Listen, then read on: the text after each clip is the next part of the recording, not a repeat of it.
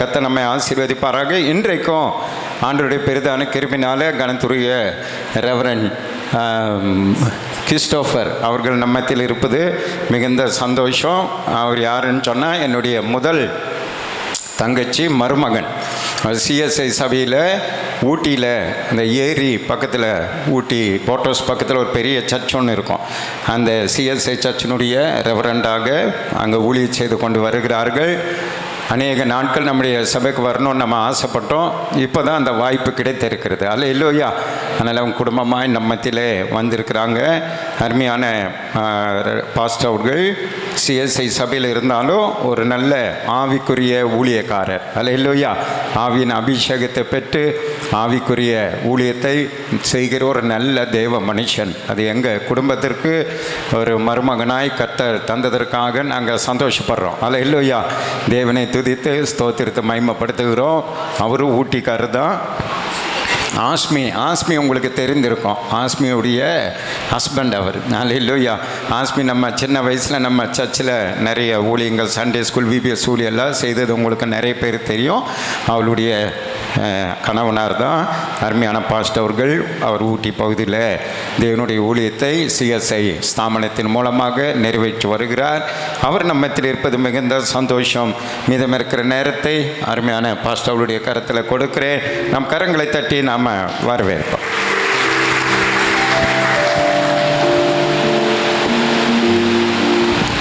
ஹல்லேலூயா. நான் எவ்வளோ சத்தமாக பேசினேன். ஹல்லேலூயா, ஹல்லேலூயா. எவ்வளோ பேர் சந்தோஷமாக இருக்கிறீங்க? நிறைய சத்தம் வரமாட்டேன். எனக்கு காது கேட்கலையா இல்லை நீங்கள் பேசலையான்ட்டு தெரியல. சந்தோஷமாக இருக்கீங்களா? ஆமென். இன்னைக்கு எல்லாரும் ஆண்டவருடைய ஆலயத்தில் அமர்ந்து கொண்டிருக்கிறோம். நம்முடைய இருதயம் துடித்து கொண்டிருக்கிறது. நாம் ஜீவனோடு இருக்கிறோம். எவ்வளோ பேர் விசுவாசிக்கிறீங்க? நிறைய பேர்த்துக்கு சந்தேகம் போலையே, நான் உயிரோடு இருக்கிறேனா இல்லையா அப்படிங்கிறதே நிறைய பேர்த்துக்கு சந்தேகமாக இருக்கு இல்லையா? கர்த்தர் நம்முடைய வாழ்க்கையில் நல்லவராக இருந்து நம்மை பாதுகாத்து நம்மை பராமரித்து நம்ம ஜீவனோடு அவருடைய ஆலயத்தில் கொண்டு வந்து அவரை ஆராதிக்கும்படியாக நல்ல வாய்ப்பை நமக்கு தந்திருக்கிறார் இல்லையா? இன்றைக்கு உலகத்தில் பார்க்கும்போது எத்தனையோ ஜனங்கள் சொல்ல முடியாத வேதனையோடு, கவலையோடு, கண்ணீரோடு, படுத்த படுக்கையாக எத்தனையோ துன்பங்களோடு வாழ்ந்து கொண்டிருக்கிறார்.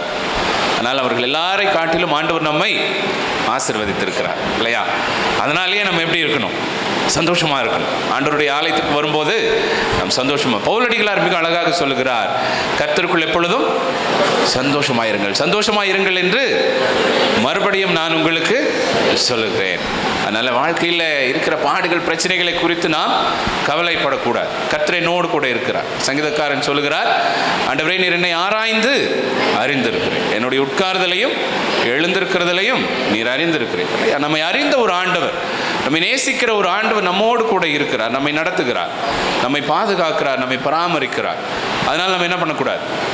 கவலைப்படக்கூடாது. கர்த்தருக்குள் எப்பொழுதும் சந்தோஷமாக இருக்க நாம் அழைக்கப்படுகின்றோம். இந்த ஒரு நல்ல வாய்ப்பை பல நாட்களாக, பல ஆண்டுகளாக எதிர்பார்த்திருந்த ஒரு நல்ல வாய்ப்பை இந்த நாளில் ஆண்டவர் எனக்கு தந்து அவருடைய வார்த்தையை உங்களோடு பகிர்ந்து கொள்ள எனக்கு கிருபை தந்திருக்கிறார். இந்த நல்ல வாய்ப்பை தந்த ஆண்டவருக்கு முதலாவது என்னுடைய தோத்திரங்களை நான் நேரெடுக்கிறேன். அதே போல இந்த நாளில் என்னை அழைத்து இந்த ஒரு மகிமையான ஒரு சபையில் ஆண்டவருடைய ஊழியத்தை நிறைவேற்ற எனக்கு வாய்ப்பை தந்த அருமையான போதகர் அவர்களுக்கும், போதகர் அம்மா அவர்களுக்கும் என்னுடைய நன்றியை நான் தெரிவித்துக் கொள்கிறேன். எங்களுக்கெல்லாம் முன்மாதிரியான ஒரு போதகர், என்னுடைய மாமா இல்லையா? அதனால் நிறைய விஷயங்கள், எனக்கு திருமணமான நாள் முதற்கொண்டு நிறைய காரியங்களில் பாஸ்டரை பார்த்துட்ருக்கிறேன். நான் அவருடைய தனிப்பட்ட வாழ்க்கையில், குடும்ப வாழ்க்கையில், அவருடைய ஊழியங்களில் அவரை பார்த்து கொண்டிருக்கிறேன். ஒரு நல்ல முன்மாதிரியான ஒரு போதகர், எங்களையெல்லாம் வழி நடத்தக்கூடிய ஒரு போதகர் உங்களுக்கு கிடைத்திருப்பது நீங்கள் செய்த ஒரு பெரிய பாக்கியம்.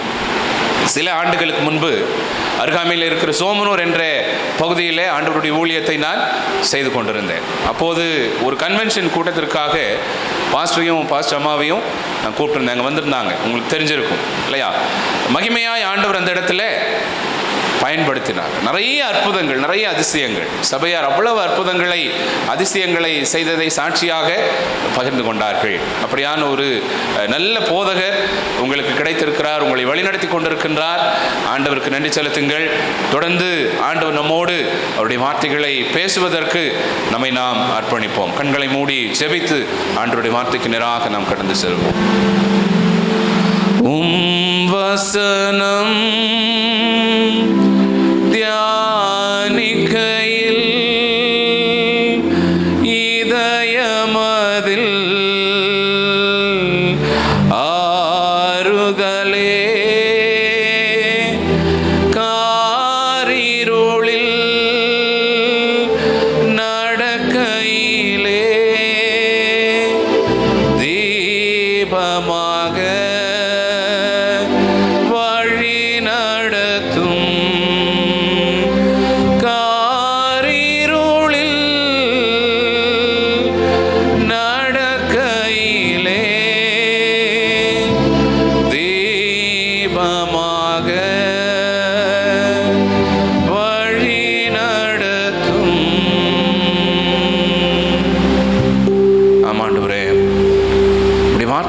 தியானிக்கின்ற நேரம் எங்கள் இருதயத்திற்கு ஆறுதல் தரக்கூடிய உம்முடைய வார்த்தைகள், உம்முடைய வார்த்தைகள் எங்களை வழிநடத்தக்கூடியது, உம்முடைய வார்த்தைகள் எங்களை சீர்திருத்தக்கூடியது. இந்த நாளிலே எந்த நோக்கத்திற்காக நீர் எங்களை அழைத்து வந்தீரோ, எந்த காரியங்களை நாங்கள் கற்றுக்கொள்ள வேண்டும் என்று எங்களை அழைத்து வந்தீரோ, அந்த நோக்கத்தை நிறைவேற்ற எங்களை நாங்களே உம்முடைய சமூகத்தில் அர்ப்பணிக்கிறோம். கர்த்தர் பொறுப்பெடுத்துக் கொள்ளும். அடியனுடைய வாயினுடைய வார்த்தைகள், கேட்கவிருக்கின்ற நம்முடைய பிள்ளைகள் இருதயத்தினுடைய சிந்தனைகள் நம்முடைய சமூகத்திலே பிரீதியாயிருப்பதாக. ஆமென். ஹல்லேலூயா. என்ன மாதிரி ஒரு பாஸ்டர் உங்களை மாதிரி ஒரு சர்ச்சுக்கு பிரசங்கம் பண்ண வந்த உடனே பாஸ்டர் கேட்டார், இன்னைக்கு நான் என்ன பிரசங்கம் பண்ண போகிறேன்னு உங்களுக்கு தெரியுமா? கேட்ட உடனே சபையார் சொன்னாங்க, பாஸ்டர் எங்களுக்கு தெரியாது. பாஸ்டருக்கு உடனே கோவம் வந்துருச்சு. தெரியாதவங்களுக்கெல்லாம் என்னால் பிரசங்கம் பண்ண முடியாதுன்னு சொல்லி கிளம்பி போயிட்டார். அடுத்த வாரம் வந்தது, சபையார் அதே மாதிரி ஆவலாக காத்திருந்தாங்க. அதே கேள்வி, என்ன பிரசங்கம் பண்ண போகிறேன்னு தெரியுமா? இந்த ஆள் வில்லங்க பிடிச்ச ஆளாக இருப்பார் போல. போன வாரம் தெரியாதுன்னு சொன்னதுனால பிரசங்கம் பண்ணாமையே போயிட்டார். அதனால் பேசாமல் தெரியும்னு சொல்லி வச்சிருவோம் அப்படின்னு சபையார் என்ன சொன்னாங்க? தெரியும். நான் உடனே நம்மால் என்ன சொன்னார்? தெரிஞ்சவங்களுக்கெல்லாம் என்னால் பிரசங்கம் பண்ண முடியாது, போயிட்டார். 3வது வாரம் வந்துச்சு, மக்கள் குழப்பம் அடைச்சிட்டாங்க. இந்த ஆளை என்ன சொல்லி சமாளிக்கிறதுன்னு தெரியலையே.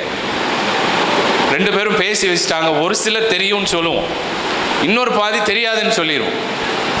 அப்போ என்ன சொல்கிறாருன்னு பார்க்கலாம் அப்படின்னு அதே கேள்வியை கேட்ட உடனே சபையார் சொன்னாங்க, பாதி பேர் தெரியும் நாங்கள், பாதி பேர் தெரியாதுன்னாங்க. அப்போ அந்த பாஸ்டர் சொன்னார், தெரிஞ்சவங்க தெரியாதவங்களுக்கு சொல்லி கொடுத்துருங்க. இன்னைக்கு நான் என்ன பிரசங்கம் பண்ண போகிறேன்னு தெரியுமா? என்ன பிரசங்கம் பண்ண போகிறேன்னு தெரியுமா? பரவாயில்ல, நீங்கள தெளிவாக இருக்கிறீங்க. பேசுனா தானே நீங்கள் பேசுவீங்க. நாங்கள் வாயை மூடிட்டா ஒன்றும் பேச முடியாது இல்லையா? நிச்சயமாக ஒருவேளை கர்த்தர் நம்மோடு இதனாலில் இடைப்படும்படியாக அப்படி வார்த்தைகளை நாம் தியானிக்க முற்படுவோம். என்ன வார்த்தைகளை உங்களோடு பகிர்ந்து கொள்ள வேண்டும் என்று ஜெபத்தில் காத்திருந்த போது ஆண்டவர் ஒரு காரியத்தை உணர்த்தினார், ஒரு காரியத்தை என்னுடைய மனதில் உறுத்தினார். பல நேரத்தில் ஆண்டவருடைய பிள்ளைகளாக இருக்கிற நீங்களும் நானும் எதையாவது பெற்றுக்கொள்ள வேண்டும் என்பதிலேயே கருத்தாக இருக்கிறோம் இல்லையா? எதையாவது பெற்றுக்கொள்ள வேண்டும், ஆண்டவரிடமிருந்து நம்ம எதையாவது வாங்கணும், எதையாவது வாங்கிக்கிட்டே இருக்கணும் அப்படின்னு சொல்லி நம்ம எதிர்பார்த்துக்கிட்டே இருக்கோம். ஆனால் அதே நேரத்தில் கொடுக்க வேண்டும் என்ற எண்ணம் இல்லையா? நம்ம கொடுக்க வேண்டும் என்ற எண்ணம் பல நேரத்தில் நம்மிடத்தில் இல்லாமல் போய்விடுகிறது. இப்போ ஆண்டவர் ஒரு காரியத்தை உணர்த்தினார், ஆண்டவருக்கென்று கணக்கு பார்க்காமல் நாம் கொடுக்க வேண்டும். ஆண்டவருக்கென்று கணக்கு பார்க்காமல், பயன் கருதாமல், என்ன நடந்தாலும் பரவாயில்ல, ஆண்டவருக்காக நாம் கொடுக்க வேண்டும் என்ற அந்த எண்ணம் நமக்குள்ளாக வர வேண்டும். அதை குறித்து சில காரியங்களை உங்களோடு பேச வேண்டும் என்று சொல்லி ஆண்டவர் எனக்கு உணர்த்தினார்.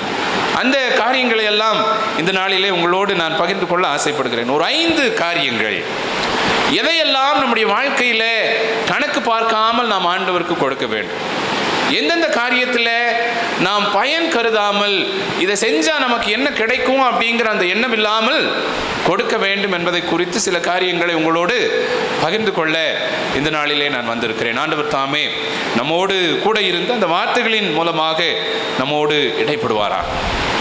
நாம் வாழ்ந்து கொண்டிருக்கின்ற இந்த உலகம் என்ன கிடைக்கும் என்ற அந்த சிந்தனையோடே ஓடக்கூடிய ஒரு உலகமாக இருக்கிறது. காலையில் எந்திரிக்கிறோம், ரெடி ஆகிறோம், வேலைக்கு போகிறோம். எதுக்காக போகிறோம்? சம்பாதிக்கணும் இல்லையா? இன்னைக்கு நான் வேலைக்கு போனால் எனக்கு என்ன கிடைக்கும், இன்னைக்கு நான் வெளியே போனால் எனக்கு என்ன கிடைக்கும், இன்னைக்கு நான் சந்திக்கிற ஒரு மனிதர் அவர் மூலமாக எனக்கு என்ன கிடைக்கும், இன்னைக்கு நான் செய்கிற ஒரு காரியத்தினால எனக்கு என்ன கிடைக்கும் அப்படிங்கிற அந்த எண்ணம் நமக்கு இருந்து கொண்டே இருக்கு. நமக்கு மட்டுமல்ல, ஏசப்பாவோட சீடர்களுக்கும் அந்த எண்ணம் இருந்தது. ஆண்டவரே, நாங்கள் எல்லாவற்றையும் விட்டு உம்மை பின்பற்றினோமே, எங்களுக்கு என்ன கிடைக்கும், எப்போதும் என்ன கிடைக்கும் என்ன கிடைக்கும் அப்படிங்கிற எண்ணத்தோடவே இருக்கும் இல்லையா? கொடுக்க வேண்டும் என்ற எண்ணம் நிறைய நேரத்தில் நமக்கு என்ன ஆயிடுது, வரதில்லை. கொடுக்கும்போது நம்ம என்ன பண்ணுறோம்? வாங்கும்போது சந்தோஷமாக வாங்குற இந்த கை கொடுக்கும்போது யோசனை பண்ணு, கொடுக்கணுமா இல்லை, இதை கொடுக்கணுமா அப்படின்னு சொல்லி யோசனை பண்ணு. எதையெல்லாம் யோசனை பண்ணுறோம்? எதெல்லாம் யோசனை பண்ணுறோம்? ஆண்டவருக்கு கொடுக்கும்போது எதையெல்லாம் நம்ம யோசித்து கொடுக்குறோம்? பேச மாட்டேன்றீங்களே. எதையாவது பேசுனா, இதால் வில்லங்கமாக எதையாவது சொன்னால் இல்லை, நிறைய காரியங்கள் சொல்லிட்டே போகலாம். ஆண்டவருக்குரிய நேரத்தை கொடுப்பதற்கு பல நேரத்தில் நம்ம யோசிக்கிறோம். ஆண்டவருக்கு காணிக்கை கொடுப்பதற்கு பல நேரத்தில் நாம் யோசிக்கிறோம். ஆண்டவருக்கு சாட்சியாய் நிற்பதற்கு பல நேரத்தில் நம்ம யோசிக்கிறோம். இதையெல்லாம் செஞ்சால் நமக்கு என்ன கிடைக்கும், இதெல்லாம் கொடுக்கறதுனால நமக்கு என்ன கிடைக்கும் அப்படிங்கிற ஒரு கேள்வி நம்முடைய மனதில் வந்து விடுகிறது. ஆனால் வேதத்தில் நாம் பார்க்கும்போது பயன் கருதாமல் கொடுத்த அநேகரை குறித்து ரொம்ப அழகாக ஆண்டவர் சொல்லியிருக்கிறார். நிறைய காரியத்தை தங்களுடைய வாழ்க்கையில் என்ன கிடைக்கும் அப்படிங்கிற அந்த சிந்தனை இல்லாமல் நிறைய காரியங்களை வேதத்தில் வாழ்ந்த அந்த மனிதர்கள் கொடுத்திருக்கிறாங்க. ஆண்டவருக்கு என்று கொடுக்கிறதாகட்டும், நேரத்தை கொடுக்கிறதாகட்டும், தங்களுடைய உழைப்பை கொடுக்கிறதாகட்டும், எதுவாக இருந்தாலும் கணக்கு பார்க்காமல் ஆண்டவருக்கென்று கொடுத்த பல ஜனங்களை குறித்து வேதம் நமக்கு மிக அழகாக சொல்லுகிறது. அதில் முதலாவது ஒரு மனிதரை குறித்து நாம் பார்க்கும்போது ஆதியாகமத்தின் புஸ்தகம் 13வது அதிகாரம் 8வது வசனம் முதல் 18 வரையுள்ள வசனங்களில் 2 பேரை குறித்து ஒரு செய்தி மிக அழகாக சொல்லப்பட்டிருக்கிறது.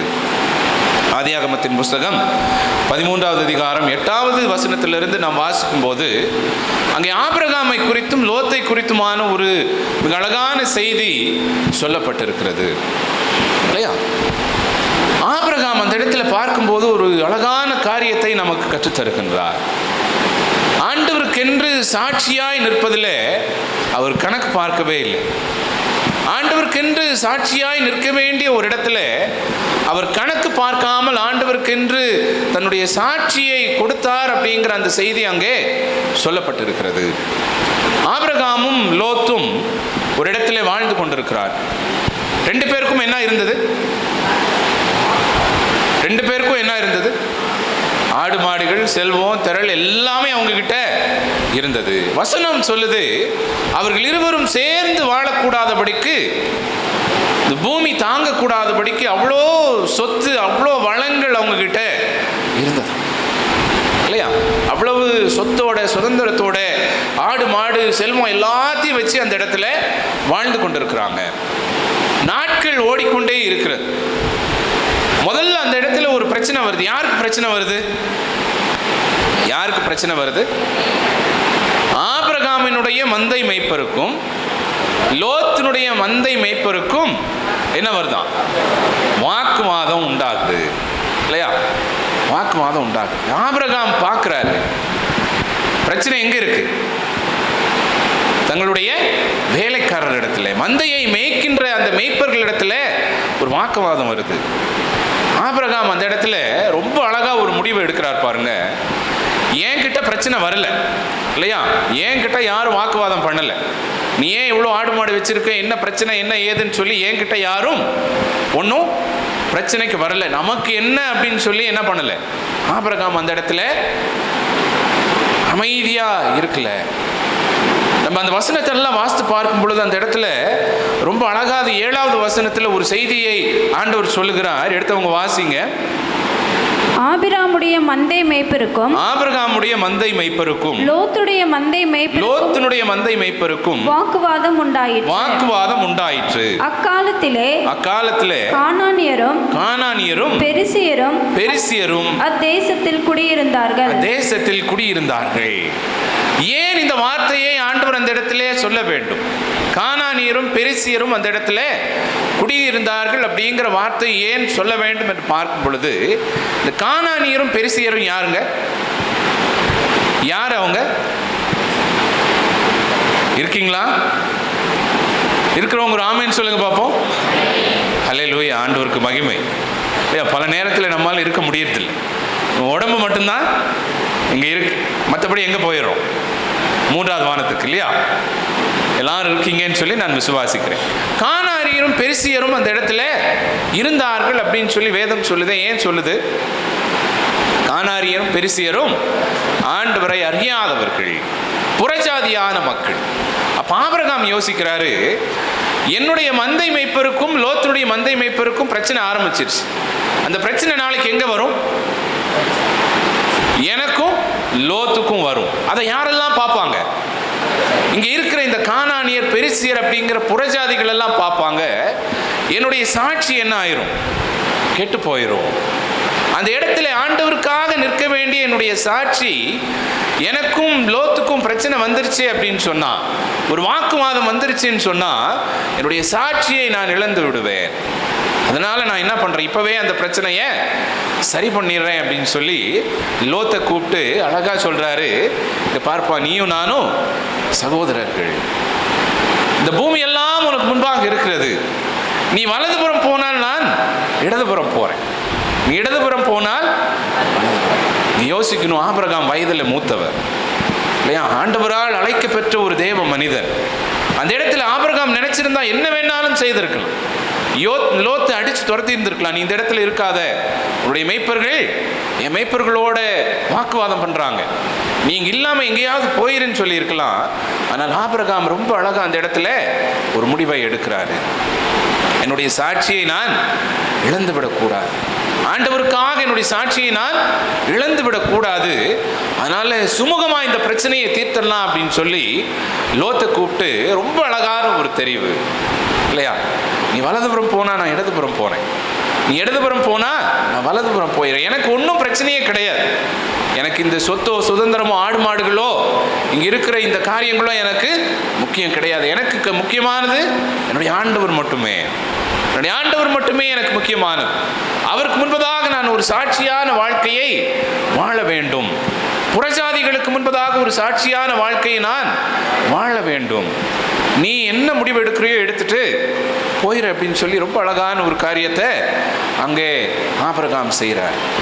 சாட்சியாய் நிற்பதில் ஆபிரகாம் கணக்கு பார்க்கவில்லை, ஆண்டவருக்கென்று சாட்சியாய் நிற்பதில் ஆபிரகாம் கணக்கு பார்க்கவில்லை.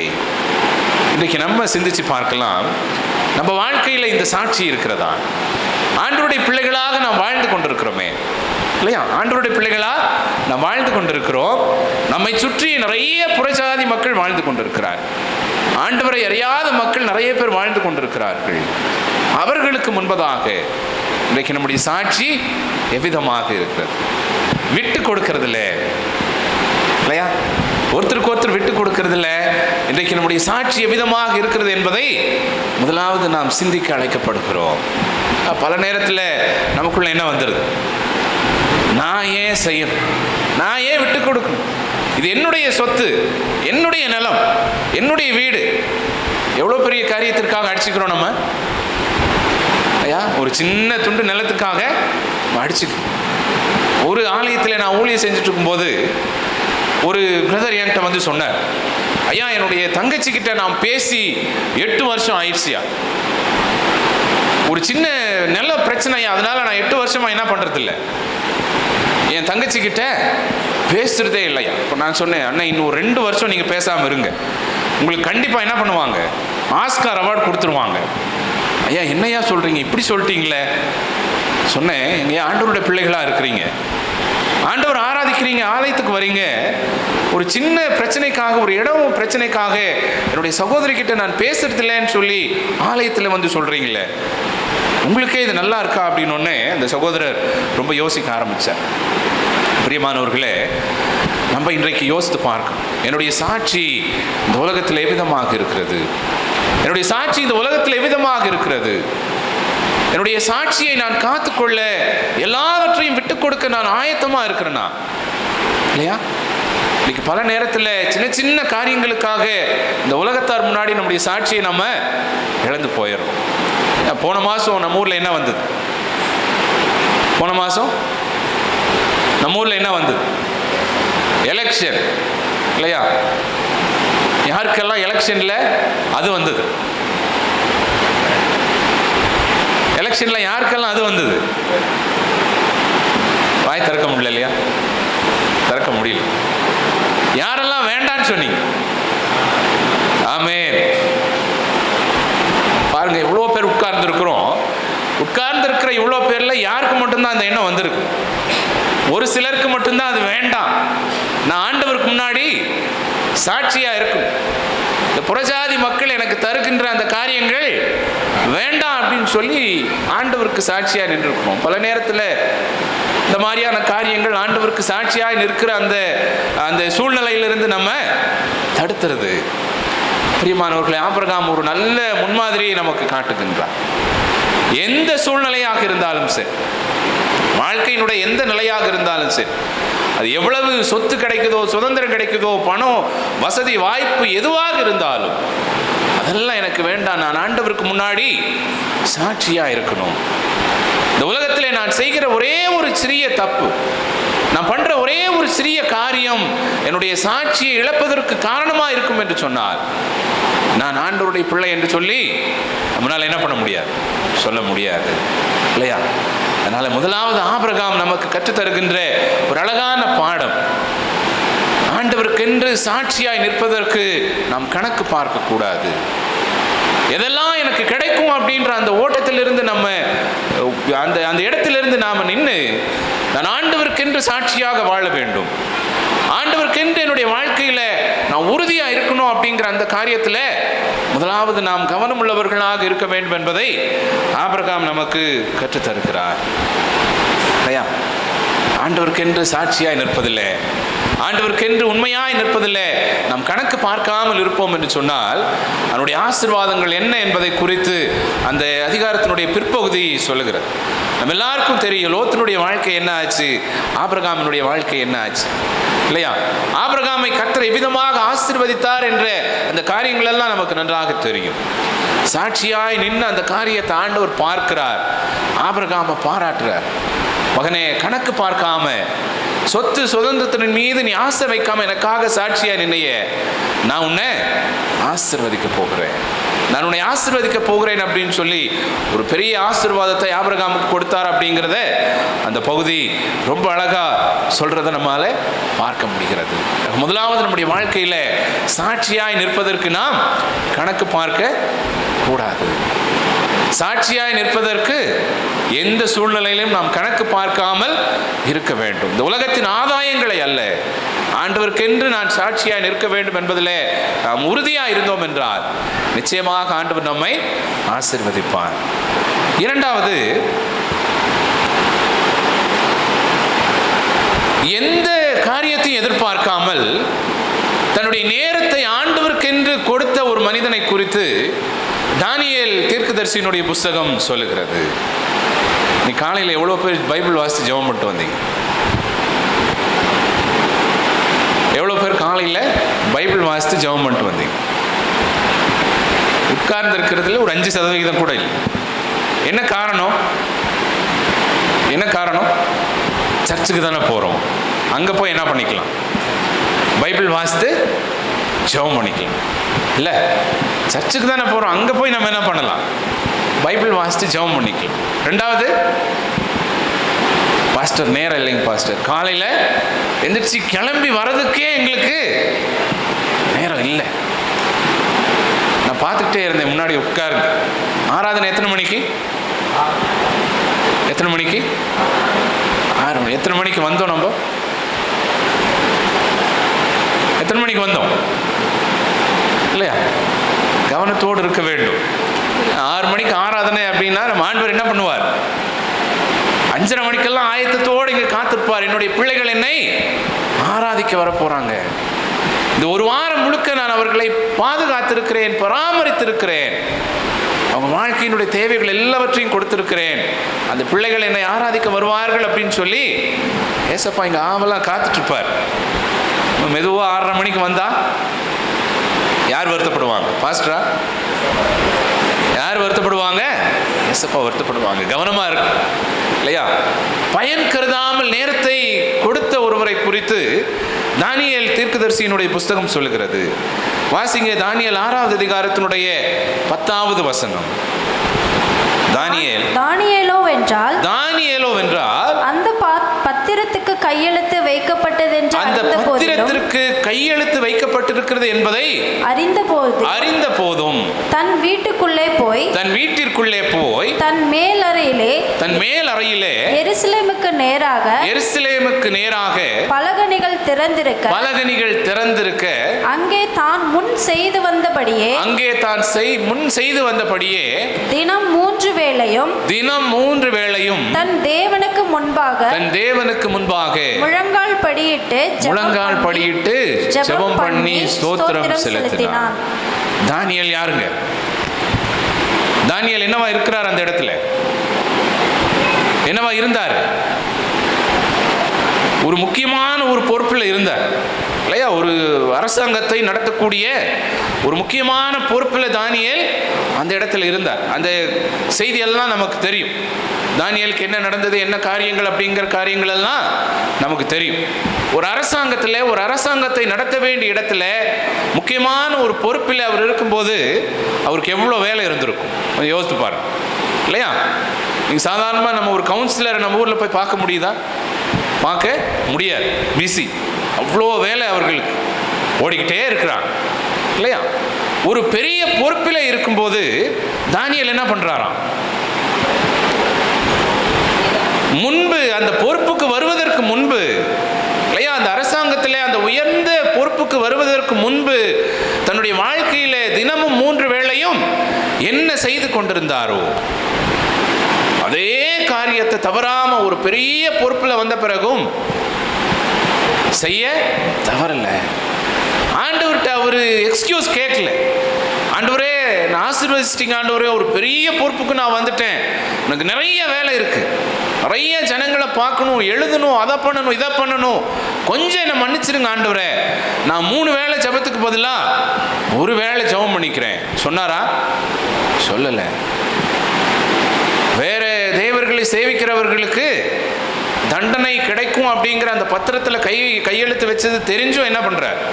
தைரியமா தான் முன்பு செய்து வந்தபடியே தினமும் 3 வேளையும் தன் தேவனுக்கு முன்பாக முழங்கால் படியிட்டு ஜெபித்து ஸ்தோத்திரம் பண்ணி கணக்கு பார்க்காமல் ஆண்டவருக்கு என்று கொடுக்க வேண்டிய நேரத்தை கொடுத்து கொண்டே இருந்தார். எந்த காரியத்திலையும் தானியேல் ஆண்டவர்கிட்ட ஏமாத்தல. நேரத்தை கொடுப்பதற்கு எந்த எக்ஸ்கியூஸையும் தானியேல் சொல்லல. அவருடைய வாழ்க்கையில எதை ஆண்டவருக்கு என்று கொடுக்க வேண்டுமோ அதை கொடுப்பதிலே கவனத்தோடு இருந்தார். இன்னைக்கு நம்ம எப்படி இருக்கிறோம் அப்படிங்கிறத கொஞ்சம் யோசித்து பார்த்தோம் அப்படின்னா, காலையிலேயே சொல்லிட்டீங்க, எங்களுக்கு நேரம் இல்லை, புறப்பட்டு வருவதற்கு தான் நேரம் சரியா இருந்துச்சு. டெய்லி நம்ம என்ன பண்றோம்? ஒவ்வொரு நாளும் வேதத்தை வாசிப்பதில், ஜெபிப்பதில், ஆண்டவருக்கு கொடுக்க வேண்டிய நேரத்தை கவனமாக நம்ம கொடுக்குறோமா அப்படின்னு சொல்லி பார்த்தோம் அப்படின்னா நிச்சயமாக இல்லை. தசம பாகம் எவ்வளோ கொடுக்கணும்? 10ல் 1 பங்கு தசம பாகம் ஆண்டவருக்கு என்று கொடுக்க வேண்டும். காணிக்கையில் மட்டும் அல்ல, நம்முடைய நாளினுடைய நேரத்திலும் அதை ஆண்டவருக்கு என்று நாம் கொடுக்க வேண்டும். ஒரு நாளைக்கு 24 மணி நேரம் என்று சொன்னால் 10ல் 1 பங்கு எவ்வளோங்க? 10ல் 1 பங்கு எவ்வளோங்க? 24 மணி நேரத்தில் கணக்கில் நான் வீக். 2 மணி நேரம் 40 நிமிஷம் ஆண்டவருக்கு என்று கொடுக்குறோமா? 2.25 மணி நேரத்தை ஆண்டவருக்கு என்று நாம் கொடுக்குறோமா அப்படின்னு சொல்லி பார்த்தா நிறைய பேர் என்ன பண்ணுறது இல்லை, கொடுக்கறது இல்லை. நம்ம எல்லாம் அவசர கிறிஸ்தவர்கள். ஐயா, நமக்கு என்ன பேர்? அவசர கிறிஸ்தவர்கள். காலையில் என்ன பண்ணுவோம்? எந்திரிச்ச உடனே காலையில் என்ன பண்ணுவோம்? அவசர அவசரமாக கிளம்பி வெளியில் போகிற நேரத்தில் நம்ம வீட்டிலலாம் நமக்கு ஈஸியாக என்ன பண்ணி கொடுத்துருக்குறாங்க? ஒரு கேலண்டர் கொடுத்துருக்குறாங்க இல்லையா? இந்த கேலண்டரில் என்ன இருக்கும்? ஒரு வசனம் இருக்கும். அந்த நாளுக்கு அந்த வசனம் என்ன இருக்குதோ அதை படிச்சுட்டு அதில் ஒரு திருப்தி, அப்பா நான் இன்னைக்கு வசனத்தை படிச்சிட்டேன். ஒரு சிலர் அப்படி இருக்கும். இன்னும் சிலர் என்ன பண்ணுவோம்? போகிற நேரத்தில் பைபிள் எடுத்து திறந்து என்ன வசனம் அதில் வருதோ அதை வாசிச்சுட்டு, அப்பாடா நான் இன்னைக்கு பைபிள் வாசிச்சுட்டேன், வேலைக்கு போயிடலாம் அப்படின்னு சொல்லி ஓடிடுறோம். நம்மள மாதிரியே ஒரு ஆள் இருந்தார். காலையில் முக்கியமான ஒரு வேலைக்கு பொறுப்பு இருந்தார். அவருக்கு நேரம் இல்லை. நம்மள மாதிரி பைபிள் எடுத்தார், தபால் திறந்தார், கையை அப்படியே வச்சு ஒரு வசனத்தை பார்த்தாரு. யூதாஸ் நான்கு கொண்டு செத்தான். ஐயோ ஆண்டவரே, காலையில் முக்கியமான வேலைக்கு போகிறேன், இப்படி ஒரு வசனத்தை கொடுத்துட்டீங்களே. மறுபடியும் மூடினாரு, தபால் திறந்தாரு, நேராக கை வச்சு பார்த்தாரு. நீயும் அந்தபடியே செய். மனுஷன் செத்தே போயிட்டார். ஆண்டவரே, முக்கியமான வேலைக்கு போகும்போது இப்படி ஒரு வார்த்தை எனக்கு வருதே. அப்பவும் நம்மால் சோர்ந்து போகுது. 3ஆவது தடவை என்ன பண்ணார்? பைபிளை மூடி திறந்து கையை வச்சு பார்த்தாரு. செய்ய வேண்டிய வேலையை துரிதமாய் செய்து முடியும். அந்த மாதிரி நம்ம இருக்கிறோம் இல்லையா? ஆண்டவருக்கு என்று நேரத்தை கொடுப்பதற்கு இன்றைக்கு நம்மளால முடியல. ஆண்டவருக்கு என்று கணக்கு பார்க்காம நேரத்தை கொடுப்பதற்கு நம்மால் முடியல. காரணம் என்ன? உலகத்தில் ஓடி போய் 1 மணி நேரம் எக்ஸ்ட்ரா வேலை செஞ்சேன் அப்படின்னா எக்ஸ்ட்ரா எனக்கு வருவாய் தருணம் இதுவே இல்லையா? வருவாய் தருணம் இதுவே. நான் ஆண்டவருக்கு என்று கொடுக்கிற அந்த நேரத்தை கொடுப்பதற்கு நமக்கு மனசு வரதில்லை. காரணத்தை சொல்லிடுறோம், நிறைய காரணங்களை சொல்லிடுறோம். பாஸ்டர் எனக்கு அந்த வேலை, பாஸ்டர் எனக்கு இந்த வேலை, நான் அவங்கள பார்க்கணும், இவங்களை பார்க்கணும், அதை செய்யணும், இதை செய்யணும், நிறைய காரியங்களை சொல்லிக்கிட்டே இருக்கிறோம். அதனால் ஆண்டவர் நம்முடைய வாழ்க்கையில் ஒரு நாளும் கணக்கு பார்க்கிறதே இல்லை. இல்லை, என்னுடைய மகன் இன்றைக்கு எனக்கு நேரத்தை கொடுக்கல, அவனுக்கு இன்னைக்கு இந்த காரியத்தை கட் பண்ணிடலான்றாரா? பாதுகாக்காமல் விட்டுடலாம், பராமரிக்காமல் விட்டுடலாம் அப்படிங்கிறாரா? இல்லை, அந்த ஆண்டவர் அன்பு நிறைந்தவராக இருக்கிறார். பிரியமானவர்களே, தானியேல் அழகான ஒரு காரியத்தை நமக்கு கற்றுத்தருகிறார். வாழ்க்கையில் எவ்வளவு பிஸியாக இருந்தாலும், எவ்வளவு பெரிய பொறுப்பில் இருந்தாலும், எந்த அளவுக்கு நாம் ஆசீர்வாதத்தோடு வாழ்ந்தாலும் ஆண்டவருக்கென்று கொடுக்க வேண்டிய நேரத்தை கவனத்தோடு நாம் கொடுக்க வேண்டும். ஒவ்வொரு நாளும் நான் உட்கார்ந்து வேதத்தை வாசித்து தியானித்து ஜெபிக்கிற அந்த பழக்கம் நிச்சயமாக நம்மிடத்தில் வேண்டும். ஆலயத்திற்கு போகிறோமோ வேலைக்கு போகிறோமோ அது கணக்கே கிடையாது. எந்த சூழ்நிலையாக இருந்தாலும், எந்த நேரமாக இருந்தாலும் ஆண்டவருக்கென்று கணக்கு பார்க்காமல் அந்த நேரத்தை நாம் கொடுக்க வேண்டும். 1/2 மணி நேரம் இல்லை, 1 மணி நேரம் இல்லை, ஆண்டவருக்கென்று நேரத்தை கொடுப்பதற்கு கணக்கு பார்க்கவே கூடாது. தானியேல் ஒரு பெரிய பொறுப்பில் இருக்கும்போது கணக்கு பார்க்காமல் அந்த நேரத்தை ஆண்டவருக்கென்று கொடுத்தார். அவருடைய வாழ்க்கையில் அவர் பெற்றுக்கொண்ட ஆசீர்வாதங்களை குறித்து, நேரத்தை கொடுத்ததின் காரணமாக அவர் பெற்றுக்கொண்ட ஆசீர்வாதங்களை குறித்து தானியேலின் புஸ்தகம் ரொம்ப அழகா சொல்லுது. நம்மை நாம் சிந்தித்து பார்ப்போம். ஆண்டவருக்கென்று நேரத்தை கொடுப்பதில் நான் எப்படி இருக்கிறேன்? கவனத்தோடு என்னுடைய நேரத்தை நான் ஆண்டவருக்கு கொடுத்து கொண்டிருக்கிறேனா, இல்லை அதில் நான் கணக்கு பார்த்து கொண்டிருக்கிறேனா? பிரியமானவர்களை, கணக்கு பார்க்காமல் நம்முடைய நேரத்தை ஆண்டவருக்கு என்று கொடுப்பதற்கு நாம் அழைக்கப்படுகிறோம். 2 காரியங்கள் சொல்லிட்டேன். என்னென்ன? சாட்சியாய் நிற்பதிலே நாம் கணக்கு பார்க்க கூடாது. ஆண்டவருக்கு என்று நேரத்தை கொடுப்பதிலே நாம் கணக்கு பார்க்க கூடாது. 3வது, ஆண்டவருக்கென்று நிற்பதில்லை, ஆண்டவருக்காய் வாழ்வதிலே நாம் கணக்கு பார்க்க கூடாது. ஆண்டவருக்காய் வாழ்வதிலே நாம் ஒருபோதும் கணக்கு பார்க்க கூடாது. 1 கொரிந்தியர் 6வது அதிகாரத்தினுடைய 12வது வசனத்தில் பவுலடிகளார் ரொம்ப அழகான ஒரு காரியத்தை சொல்றார். எல்லாவற்றையும் அனுபவிக்க எனக்கு அதிகாரம் உண்டு, ஆகிலும் எல்லாம் தகுதியாயிராது. எல்லாவற்றையும் அனுபவிக்க எனக்கு அதிகாரம் உண்டு, ஆகிலும் நான் ஒன்றிற்கும் அடிமைப்பட மாட்டேன். என்ன அர்த்தங்க அப்படின்னா? என்ன அர்த்தம்? பவுலடிகளார் அந்த வார்த்தையினால நமக்கு என்ன கற்றுத் தருகிறார்? அந்த வசனம் நமக்கு என்ன சொல்லிக் கொடுக்குது? எல்லாவற்றையும் அனுபவிக்க எனக்கு அதிகாரம் உண்டு, எல்லாம் எனக்கு தகுதியாயிரார். எல்லாவற்றையும் அனுபவிக்க எனக்கு அதிகாரம் உண்டு, ஆகிலும் நான் ஒன்றிற்கும் அடிமைப்பட மாட்டேன். ஆண்டவருக்காய் வாழ்வதில் பவுலடிகளார் கணக்கு பார்க்கல. ஆண்டவருக்கென்று வாழ்கிற அந்த வாழ்க்கையில் பவுலடிகளார் கணக்கு பார்க்காமல் வாழ்ந்தார். ரொம்ப அழகா சொல்றாரு, ஆண்டவரை அறிகின்ற அந்த காரியத்திற்காக எல்லாவற்றையும் நான் குப்பையாக எண்ணுகிறேன். தான் சொல்றார், இந்த உலகத்தில் இருக்கிற எல்லாவற்றையும் அனுபவிப்பதற்கு எனக்கு அதிகாரம் உண்டு. நல்லா ட்ரெஸ் பண்றதுக்கு, ஹேர் ஸ்டைல் பண்ணிக்கிறதுக்கு, மேக்கப் பண்ணிக்கிறதுக்கு, எல்லாவற்றிற்கும் எனக்கு அதிகாரம் உண்டு. ஆனால் எல்லாம் எனக்கு தகுதியா இருக்குமா அப்படிங்கிறது முதலாவது நாம் சிந்தித்து பார்க்க வேண்டும், இல்லையா? எல்லாம் எனக்கு தகுதியா இருக்கும். நான் பண்ற மேக்கப், நான் பண்ற ட்ரெஸ்ஸிங், இல்லையா, நான் பண்ற ஹேர் ஸ்டைல், இவை எல்லாம் எனக்கு தகுதியா இருக்குமா? இவன் ஆண்டவருடைய பிள்ளை, இவர்கள் ஆண்டவருடைய பிள்ளைகள் என்று மற்றவர்கள் நம்மை பார்த்து சொல்லுகின்ற அந்த காரியத்தில் அவைகள் எல்லாம் ரொம்ப சரியா இருக்குமா அப்படிங்கிறத முதலாவது நாம் கவனித்து பார்க்க வேண்டும். தான் சொல்றார், எல்லாவற்றையும் அனுபவிப்பதற்கு எனக்கு அதிகாரம் உண்டு, ஆனால் எல்லாம் எனக்கு தகுதியா இராததுனால அதையெல்லாம் நான் செய்யலை, எல்லாவற்றையும் குப்பையாக நான் எண்ணி விட்டேன் அப்படின்னு சொல்லி ஆண்டவருக்காய் வாழ்வதில் பவுலடிகளார் கணக்கு பார்க்கல. ஆனால் இன்றைக்கு நம்முடைய வாழ்க்கையில் நம்ம செய்து கொண்டிருக்கின்ற காரியங்கள், நம்முடைய நடை உடை பாவனைகளை எல்லாம் நாம் சற்று கவனித்து பார்த்தோம் என்று சொன்னால் இன்றைக்கு நாம் எப்படி வாழ்ந்து கொண்டிருக்கின்றோம், என்ன விதமான ஒரு பாவனையோடு, என்ன விதமான ஒரு அலங்காரங்களோடு இந்த உலகத்தில் நாம் வாழ்ந்து கொண்டிருக்கிறோம் அப்படிங்கிறத சிந்திச்சு பார்க்கணும். இல்லை, பாஸ்டர் சொன்ன மாதிரி நான் ஊழியம் செய்கிற சர்ச்சு ஒரு பெரிய ஊட்டி போட் ஹவுஸ் பக்கத்தில் இருக்கு. அந்த சர்ச்சை சுற்றிலும் நிறைய மரங்கள் இருக்கும், நிறைய மரங்கள் இருக்கும்.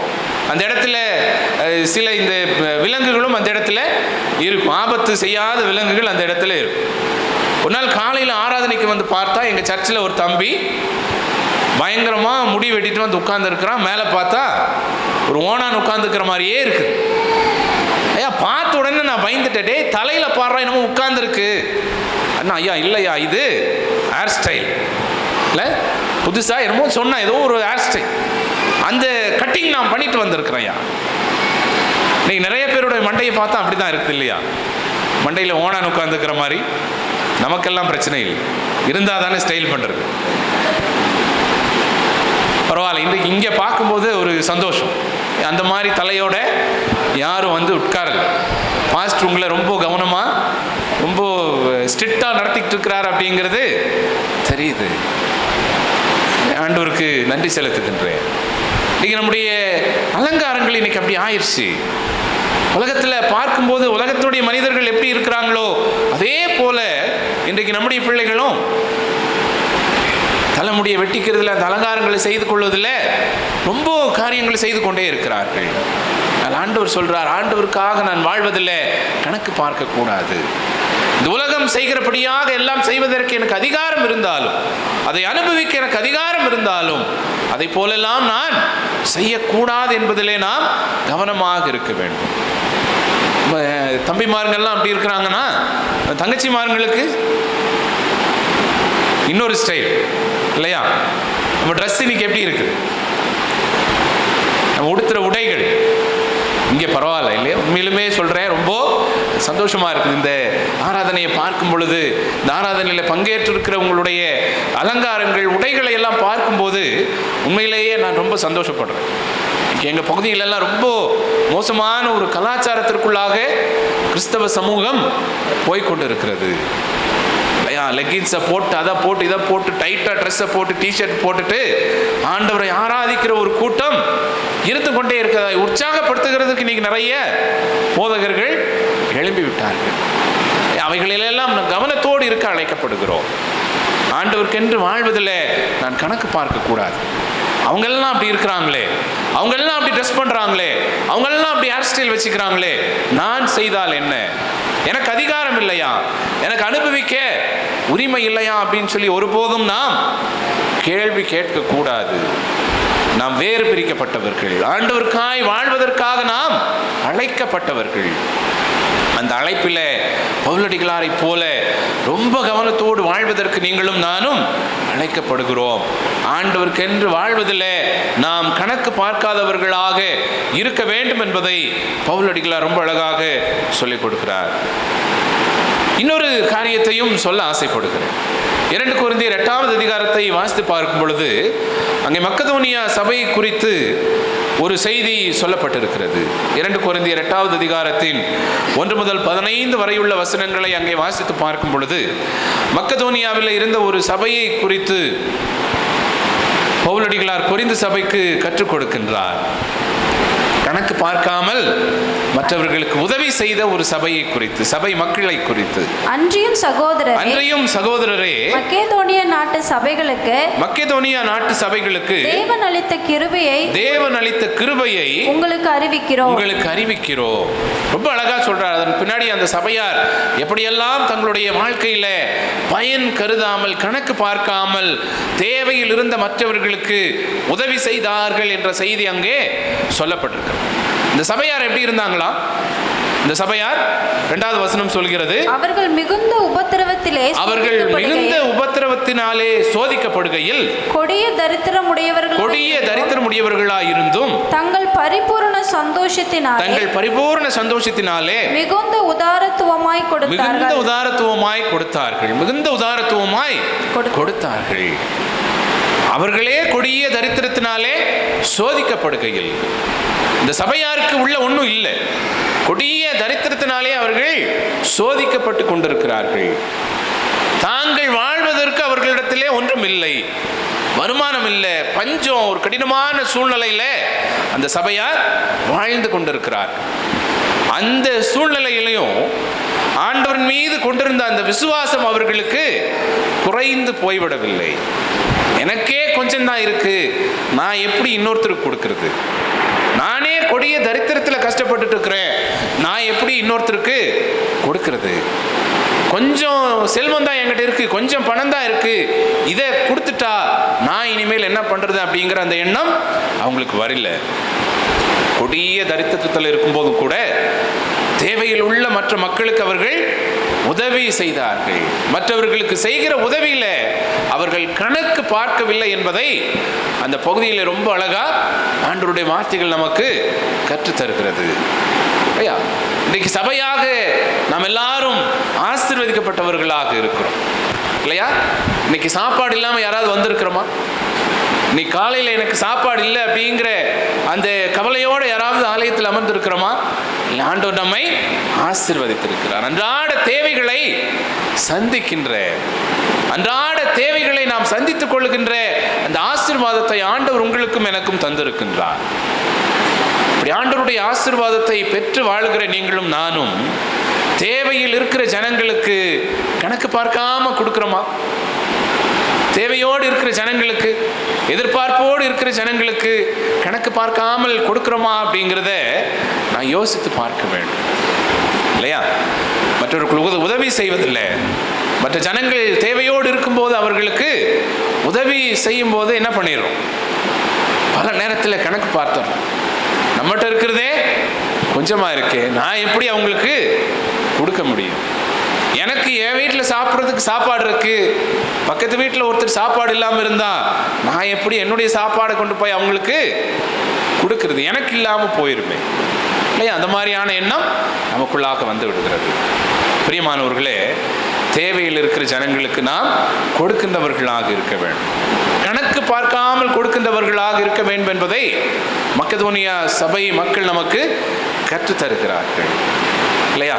இன்றைக்கு நம்மை சுற்றி எத்தனையோ ஜனங்கள் எவ்வளோ கஷ்டத்தில், எவ்வளோ பாடுகளின் மத்தியிலே வாழ்ந்து கொண்டிருக்கிறார். எத்தனையோ தேவைகளோடு, எத்தனையோ எதிர்பார்ப்புகளோடு வாழ்ந்து கொண்டிருக்கிறார். ஆண்டவரை அறிந்த பிள்ளைகளாகிய நாம் அவர்களுக்கு தரக்கூடிய பதில் என்ன, அவங்களுக்கு செய்யக்கூடிய காரியம் என்ன என்பதை நாம் சிந்திக்க அழைக்கப்படுகிறோம். வேளை பல வருடங்களுக்கு முன்பதாக நம்முடைய வாழ்க்கையை நாம் திருப்பி பார்ப்போம் என்று சொன்னார் இல்லையா? நம்ம எல்லாம் ஆரம்பத்திலேயே ஆண்டவர் அறிஞ்சவங்களா? இல்லை இல்லையா? நிச்சயமாக நம்முடைய மூதாதையர்களையும் எடுத்துக்கொண்டோம் அப்படின்னா அவங்களுக்கு ஆண்டவரை குறித்து தெரியாது. ஆண்டவருடைய ஊழியத்தை செய்ய மிஷனரிமார்கள் என்ன பண்ணுறாங்க? நம்ம தேசத்திற்கு வராங்க, நம்ம தேசத்தில் இருந்த நிலையை பார்க்குறாங்க. நல்ல கல்வி இல்லாமல், சுகாதாரம் இல்லாமல், நல்ல உணவு இல்லாமல், நல்ல சாப்பாடு இல்லாமல் இந்த ஜனங்களெல்லாம் கஷ்டப்பட்டுட்டு இருக்கிறாங்களே, அவங்களுக்கு நம்மளால் முடிந்ததை செய்யணும் அப்படின்னு சொல்லி அவங்கெல்லாம் என்ன பண்ணுறாங்க? முதல்ல வந்து இயேசு நல்லவர்னு சொன்னாங்களா? முதல்ல தேவைகளை சந்தித்தார்கள். தங்களுடைய சொத்தை விற்று, தங்களுடைய செல்வங்களை எல்லாம் கொடுத்து, யாரெல்லாம் தேவையில் இருந்தாங்களோ அந்த தேவைகள் எல்லாவற்றையும் சந்தித்தார்கள். அதன் பிறகுதான் ஆண்டவரை குறித்து சொன்னார்கள். ஒரு எழுப்புதல் அந்த நாட்களிலே உண்டாயிற்று. இன்றைக்கு நம்முடைய தேசத்திலே, நம்முடைய பகுதியிலே எழுப்புதல் உண்டாக வேண்டும் என்று சொன்னார். நீங்களும் நானும் கணக்கு பார்க்காமல் மற்றவர்களுக்கு கொடுக்கின்றவர்களாக இருக்க வேண்டும். தேவையில் இருக்கிற ஜனங்களுக்கு கொடுக்கின்றவர்களாக நாம் இருக்க வேண்டும் இல்லையா? கஷ்டத்தில் இருக்கிற ஒருத்தர்கிட்ட போய் நம்ம பேசினாதான் அவங்க யோசிப்பாங்க, இவங்க யார் நம்மகிட்ட வந்து பேசுறது? என்னுடைய கஷ்டத்தில் இவங்க பங்கு பெறுறாங்களே, என்னுடைய கஷ்டத்தில் இவங்க எனக்கு உதவி செய்கிறாங்களே, இவங்க யார் அப்படின்னு சொல்லி பார்த்தா அப்போ தெரியும் இவங்க ஆண்டவருடைய பிள்ளைகள், ஏசப்பாவுடைய பிள்ளைகள். அதனால் இவங்களால இந்த காரியத்தை செய்ய முடியுது அப்படிங்கிறது அவர்கள் தெரிந்து கொள்வார்கள். தேவையில் இருப்பவர்களுக்கு கணக்கு பார்க்காமல் கொடுக்கின்றவர்களாக நாம் இருக்க வேண்டும் என்பதை மக்கதோனியா சபை மக்கள் நமக்கு கற்றுத்தருகிறார். 4 காரியங்களை சொல்லியாச்சு. பாஸ்டர் கொடுத்த நேரமும் குறைஞ்சிக்கிட்டே இருக்கு. இன்னும் ஒரு காரியத்தை மட்டும் நான் சொல்லி முடிக்க விரும்புகிறேன்.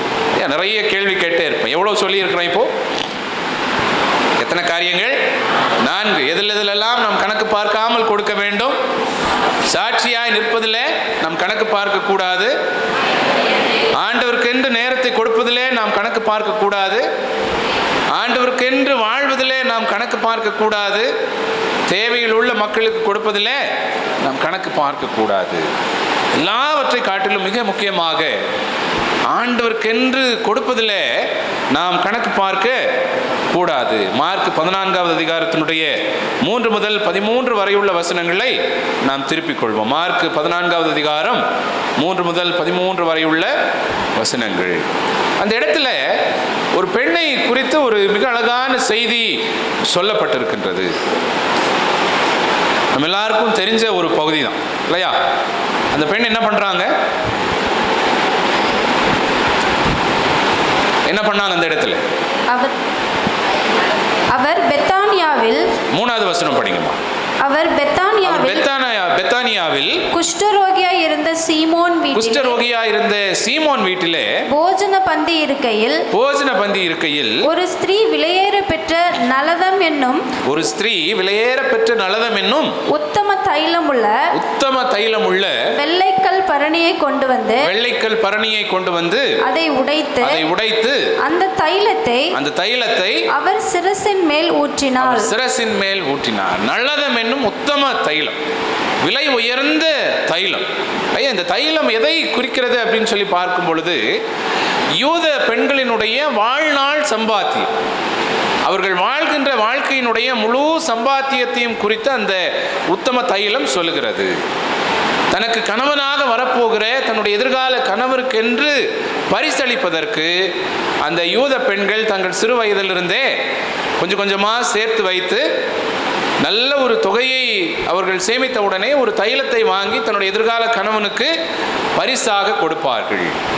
அந்த பெண் கொடுக்கிற அந்த தைலத்தினுடைய அளவை வைத்துதான் அந்த பெண் எப்படிப்பட்டவள், குடும்பத்தை கட்டி எழுப்பக்கூடிய அந்த சாமர்த்தியம் அந்த பெண்ணுக்கு இருக்கா இல்லையா அப்படிங்கிறதை குறித்து அங்கே இருக்கிற மக்கள் கணக்கிடுவார்கள் அப்படின்னு சொல்லி யூத வரலாறு சொல்லுகிறது. தன்னுடைய வாழ்நாள் முழுவதும் சம்பாதித்த தன்னுடைய எதிர்கால கணவருக்கென்று வைத்திருந்த நளதம் என்னும் உத்தம தைலத்தை எடுத்துக்கொண்டு வந்து ஆண்டவருடைய சிரசின் மேல் அந்த பெண் ஊற்றுகிறார். அது முக்கியமானது அல்ல, அடுத்து இருக்கிற வசனங்கள் ரொம்ப முக்கியமானது.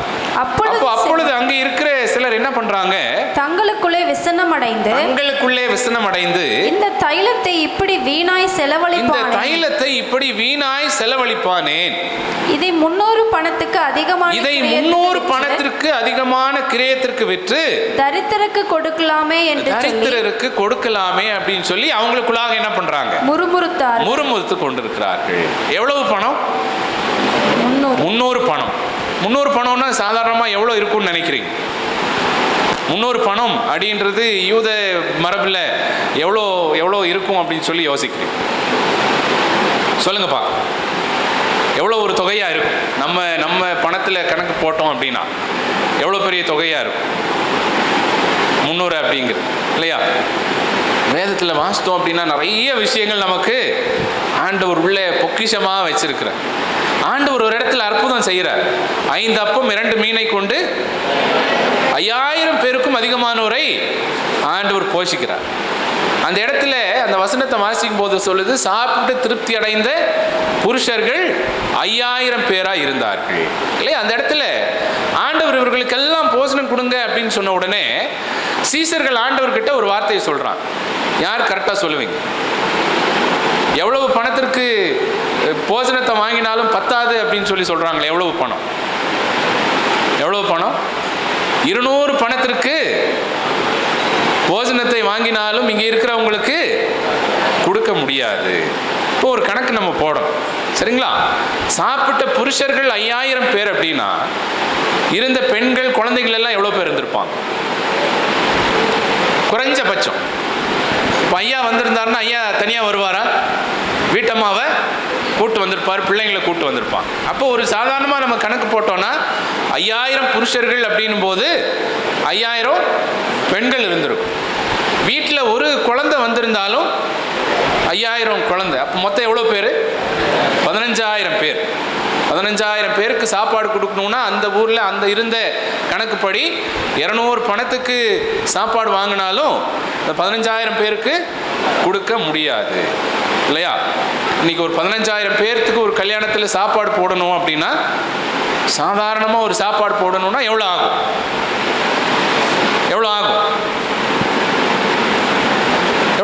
நான் ஆரம்பத்திலேயே சொல்லிட்டேன், நான் கணக்கில் வீக் இல்லை. எவ்வளோ ஆகும்? குறைஞ்சபட்சம் 15000 பேர்த்துக்கு நம்ம சாப்பாடு போகணும்னா நான் ஒரு 2 லட்சம், எனக்கு தெரிஞ்ச அறிவில் நான் சொல்கிறேன், ஒரு 2 லட்சம் ரூபாயாவது கட்டாயமாக வேணும். 200 பணமே 2 லட்சம் அப்படின்னா இங்கே 300 பணம் எத்தனை லட்சம்? இன்னும் 1 லட்சம் சேர்த்துக்கலாம் இல்லையா? ஒரு 1 லட்சம் 1.5 லட்சம் சேர்த்துக்கலாம். அப்போ அந்த ஸ்திரீ என்ன பண்ணியிருக்கிறாங்க?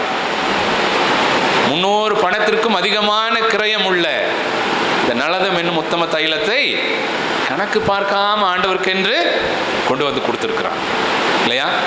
ஒரு 3.5 லட்சம் 4 லட்சம் ரூபாய் பெருமானம் உள்ள அந்த தைலத்தை ஆண்டவருக்கென்று கணக்கு பார்க்காமல் கொண்டு வந்து கொடுத்துருக்குறாங்க. இன்றைக்கு நம்மளை யோசித்து பார்க்கலாம். ஆண்டவருக்கென்று கொடுப்பதில்லை, ஆண்டவருக்கென்று காணிக்கை கொடுப்பதில்லை, நான் எவ்வளவு கவனத்தோடு இருக்கிறோம். மற்ற காரியங்களுக்கெல்லாம் கண்ணை மூடிட்டு நம்ம என்ன பண்ணுறோம்? செலவு பண்ணுறோம். இன்னைக்கெல்லாம் ஜிபே வந்துருச்சு, பார்க்கறதே இல்லை, போய் ஸ்கேன் பண்ணி அடிச்சுட்டு வந்துட வேண்டியதுதான். நமக்கு சாப்பாடோ, நமக்கு வேண்டிய காரியங்களோ, நம்முடைய உடையோ, நமக்கு வீட்டுக்கு தேவையான பொருட்களோ எதுக்குமே நம்ம என்ன பண்ணுறது இல்லை, கணக்கு பார்க்கறது இல்லை. தாராளமாக நம்ம செலவு பண்ணுறோம், தாராளமாக நம்ம செலவு பண்ணிடுறோம். ஆனால் ஆண்டவருக்கென்று கொடுக்கும்போது நம்ம கை என்ன ஆயிரும்? குறுகிறது இல்லையா? ஆண்டவருக்கென்று கொடுக்கும்போது நம்ம கை குறுகிறது. இன்றைக்கும் நம்முடைய காணிக்கப்பட்டியில் எவ்வளவுதான் நம்ம போடுறோம்? எவ்வளவுதான் போடுறோம்? 10 ரூபா இல்ல, 10 ரூபா இன்னைக்கு போடுறோம். யோசித்து பாருங்க, ஹோட்டல்ல போய் சாப்பிட்டுட்டு நமக்கு சர்வ் பண்ற சர்வருக்கு டிப்ஸ் வைப்போம். எவ்வளோ வைப்பீங்க? எவ்வளோ வைப்பீங்க? எவ்வளோ வைப்பீங்க? குறைஞ்சது சொல்லுங்க. 50 ரூபா இல்லையா? ஒரு ஹோட்டல்ல ஒரு அரை மணி நேரம் நமக்கு சாப்பாடு கொண்டு வந்து வைக்கிற ஒரு சர்வருக்கு கொடுக்குற மரியாதையை, கனத்தை நம்ம வாழ்நாள் முழுக்க பாதுகாக்கிற நம்முடைய ஆண்டவருக்கு நாம் கொடுப்பதில்லை. நம்ம ஆண்டவரை சர்வருக்கு விட கீழே வச்சிருக்கிறோம் நம்ம இல்லை. 10 ரூபா காணிக்கை. காணிக்கை 10 ரூபா கொடுக்கறத குறித்து நான் தப்பு சொல்லலை. நான் ஆண்டவர் ஒவ்வொரு மணித்துளியும் நம்மை பாதுகாத்து கொண்டிருக்கிறார். ஒவ்வொரு மணித்துளியும் ஒவ்வொரு நாளிகையும் நம்மை பாதுகாத்து கொண்டிருக்கின்றார். ஒரே ஒரு நிமிஷம் அவர் நம்ம கைவிட்டாருன்னு வைங்க, நம்ம நிலைமை பரிதாபத்திற்குரியதாக மாறிவிடும். யார் அப்படி நிலைமை பரிதாபத்திற்குரியதாக மாறிவிடும். ஒவ்வொரு நாளும் நம்மை பாதுகாத்து பராமரித்து கண்ணின் கருவிலை போல நம்மை அவருடைய சட்டைகளின் மறைவில் அடைக்கலம் தந்து நடத்துகின்ற ஆண்டவருக்கு கொடுப்பதில்லை. நாம் எப்படி இருக்கிறோம்? நம்ம எப்படி இருக்கிறோம்? சிந்தித்து பார்க்க அழைக்கப்படுகிறோம் பிரியமானவர்களே.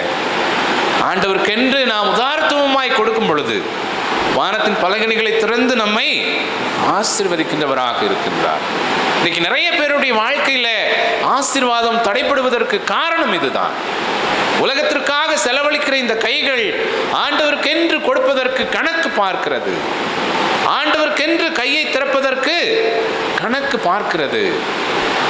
கொடுப்பதற்கு நமக்கு மனம் வரது. இன்றைக்கும் சொன்ன மாதிரி 10 ரூபா காணிக்கை தான் நம்ம போட்டிருப்போம். ஆண்டவர் எவ்வளவு வேசனைப்படுவார் யோசித்து பாருங்க. காணிக்கை எதிர்பார்க்கிற ஆண்டவர் அல்ல. ஆனாலும் ஆண்டவருக்கு கொடுக்க வேண்டிய கனத்தை கொடுப்பதற்கு நாம் அழைக்கப்படுகிறோம். கணக்கு பார்க்காமல் ஆண்டவருக்கு என்று நாம் கொடுத்தோம் என்று சொன்னார். இன்றைக்கும் அந்த பெண்ணை குறித்து நம்ம என்ன பண்ணிட்டு இருக்கிறோம்? சிந்தித்து கொண்டிருக்கிறோம். ஆண்டவர் சொல்றாரு, இந்த சுவிசேஷம் எங்கெல்லாம் பிரசங்கிக்கப்படுமோ அந்த இடத்துலலாம் இவள் செய்த நற்கிரியையும் சொல்லப்படும், பேசப்படும் இல்லையா? ஒரு பெரிய தொகையை கொடுத்துட்டதுனால ஆண்டவர் அதை சொல்லலை, கணக்கு பார்க்காம கொடுத்தான். என்னுடைய ஆண்டவருக்கு நான் என்னுடைய வாழ்நாள் சம்பாத்தியத்தை நான் என்னுடைய ஆண்டவருக்கு என்று நான் கொடுத்து விடுகிறேன். கணக்கு பார்க்கல. அந்த உதாரத்துவம் உள்ள அந்த மனதை ஆண்டவர் பார்த்தார், ஆண்டவர் ஆசீர்வதித்தார். இன்றைக்கு நீங்களும் நானும் ஆண்டவருக்கு என்று எப்படி கொடுத்து கொண்டிருக்கிறோம் என்பதை சிந்திக்க நாம் அழைக்கப்படுகிறோம். 5 காரியங்களை இன்றைக்கு நான் சொல்லியிருக்கேன். ஆண்டவருக்கென்று சாட்சியாய் நிற்பதில்லை, நாம் கணக்கு பார்க்க கூடாது. ஆண்டவருக்கென்று நேரத்தை கொடுப்பதில்லை, நாம் கணக்கு பார்க்க கூடாது. ஆண்டவருக்கென்று வாழ்வதில்லை, நாம் கணக்கு பார்க்க கூடாது. ஆண்டவருக்கென்று கொடுப்பதிலே நாம் கணக்கு பார்க்க கூடாது. தேவையில் உள்ள ஜனங்களுக்கு கொடுப்பதிலே நாம் கணக்கு பார்க்க கூடாது. இவ்விதமாக நாம் கணக்கு பார்க்காமல் ஆண்டவருக்காக வாழ்ந்தோம் என்று சொன்னார், நிச்சயமாக அந்த ஆண்டவர் நம்மை ஆசீர்வதிப்பார். நிச்சயமாக அந்த ஆண்டவர் நம்மை ஆசீர்வதிப்பார். யோசித்து பார்க்கலாம், எதிலெல்லாம் நான் கணக்கு பார்த்துட்டு இருக்கிறேன், எந்தெந்த காரியத்திலெல்லாம் நான் கணக்கு பார்த்துட்டு இருக்கிறேன். ஆண்டவர்கிட்ட சொல்லுவோம், ஆண்டவரே இனிமேல் கணக்கு பார்க்காம இந்த காரியத்திலெல்லாம் என்னுடைய வாழ்க்கையில நான் வாழ்வதற்கு நீங்க எனக்கு பலத்தை தாருங்க. எந்த காரியத்திலும் கணக்கு பார்க்காமல் நான் வாழ்வதற்கு எனக்கு பலத்தை தாருங்க அப்படின்னு சொல்லி ஆண்டவர்கிட்ட நம்ம அர்ப்பணிப்போம். ஆண்டவர் இந்த வார்த்தைகளினூடாக நம்மோடு பேசுவாராக. ஜெபம் செய்வோம். நல்ல ஆண்டவரை மீண்டுமாக உம்முடைய சமூகத்தை நோக்கி உமக்கு நன்றி செலுத்துகின்றோம். கணக்கு பார்க்காமல் உமக்கென்று நாங்கள் எதையெல்லாம் கொடுக்க வேண்டும் என்பதை குறித்து காலை வேளையிலே நாங்கள் சிந்தித்தோம். ஆண்டவரே, எங்களோடு நீர் பேசி நம்முடைய வார்த்தைகளுக்காக நாங்கள் உமக்கு நன்றி செலுத்துகின்றோம். ஆண்டவரே, பல நேரத்திலே உமக்கு சாட்சியாக நிற்கிற காரியத்திலே நாங்கள் தவறி போய் விடுகிறோம். உமக்கென்று வாழ்கிற வாழ்க்கையிலே நாங்கள் தவறி போய் விடுகிறோம். ஆண்டவரே, உமக்கென்று நேரத்தை கொடுப்பதில்லை நாங்கள் தவறி போய் விடுகிறோம். தேவையில் உள்ள ஜனங்களுக்கு கொடுப்பதிலே நாங்கள் தவறி போய் விடுகிறோம். எல்லாவற்றை காட்டிலும் எங்களை பாதுகாக்கிற உம்மை கனப்படுத்துவதில்லை, உமக்கென்று காணிக்கைகளை கொடுப்பதில்லை நாங்கள் தவறி போய் விடுகிறோம். ஆண்டவரே, தயவாய் எங்களை மன்னியும். இந்த நாளிலே எங்களோடு உம்முடைய வார்த்தைகளால் நீர் பேசி இருக்கிறீர், மெல்லிய குரலாலே நீர் எங்களோடு பேசி இருக்கிறீர் சுவாமி. ஆண்டவர் தாமே இந்த வார்த்தைகளை நாங்கள் மறந்து விடாதபடிக்கு இந்த அந்த வாழ்க்கையிலே அதனை செயல்படுத்தி காட்டுவதற்கு, ஒவ்வொரு நாளும் அந்த வார்த்தைகளை எங்களுடைய வாழ்க்கையில அபியாசப்படுத்துவதற்கு கிருபை தர வேண்டுமாய் நாங்கள் பேசுகிறோம். வார்த்தைகளை கேட்டவர்களாக மாத்திரமல்ல, அதன்படி நடக்கிறவர்களாக மாறுவதற்கு நீர் எங்கள் கிருபை தான். இந்த வார்த்தைகள் எங்களோடு பேசும். இயேசு கிறிஸ்துவின் நாமத்தில் வேண்டிக் கொள்கிறோம். ஆமென். நாம் யாவரும் எழுந்து நிற்போம். பாஸ்டருக்காக நாம் ஒரு ஜெபம் பண்ணி நம்ம முடிப்போம். எல்லாரும் ஆண்டவரை நோக்கி நம்ம ஜெபம். ஒரு மணி நேரம் கொடுத்து பாரு, உன்னை தேவன் உயர்த்துவாரு. ஒரு மணி நேரம் கொடுத்து பாரு, உன்னை தேவன் உயர்த்துவாரு.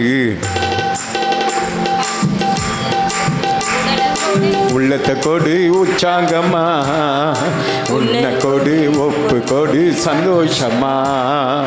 உடலை கொடு உள்ளத்தை கொடு உற்சாகமா, உன்னை கொடு ஒப்பு கொடு சந்தோஷமா.